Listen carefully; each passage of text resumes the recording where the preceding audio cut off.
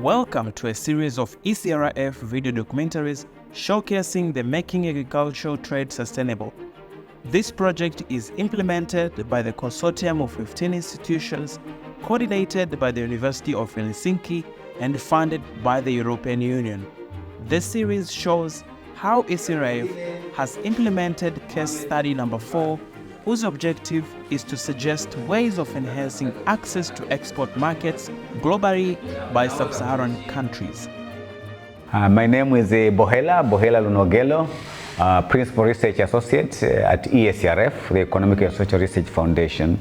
My role was to lead a team of researchers on case study number 4, which I'll explain later.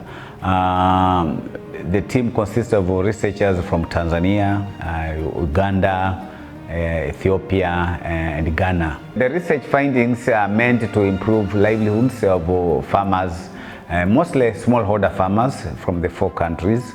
Those engaged in cassava in Tanzania, banana in Uganda, goat meat in Ethiopia, and cocoa in Ghana. The 4 commodities are purposely selected because of their immense contribution to the livelihoods of smallholder farmers in the four countries. And we believe that if the correct interventions are undertaken, they will contribute directly to the attainment of United Nations Sustainable Development Goals 2030, meaning the improvement of food security, more income. Of course, there's the issue of following proper crop husbandry. They can contribute to mitigating climate change as well. The selection of the 4 commodities were actually motivated by the fact that although cassava, for example, has been for many years regarded as a food crop, but in recent years we have noted that it has been exported to other African countries as a food crop, but also to countries like China as an industrial crop. Banana, for example, was in high demand in several European countries, and Netherlands, for example, while goat meat is highly demanded in the Middle East and other Asian countries. Of course, cocoa, we can't say, is a popular commodity all over the world. So, European market, US, there's high demand for that.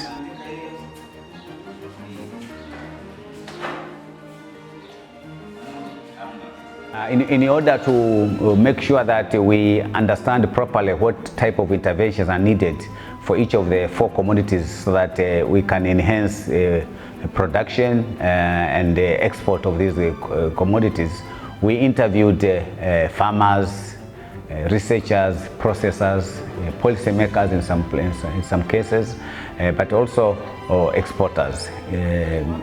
We made sure that they prioritize, they give us some advice on what should be the priority interventions, and so we divided those interventions into 2 groups. Broad common cross-cutting interventions, which are common for all the 4 commodities in the 4 countries, and we have some specific commodity-specific interventions. To start with, in this series, the first series, we look at cross-cutting common interventions, which are for all the 4 commodities. One is related to improving the linkage between research and extension and the farmers, so that they can improve productivity and make sure that whatever they are doing responds to market requirements. The second aspect in terms of priority is that of making sure that there's adequate support in terms of financial services, because some of them will require mechanization a bit. We require some investments in warehousing and for processors, for example, or some facilities to buy modern machinery for making sure that they process and package the commodities properly.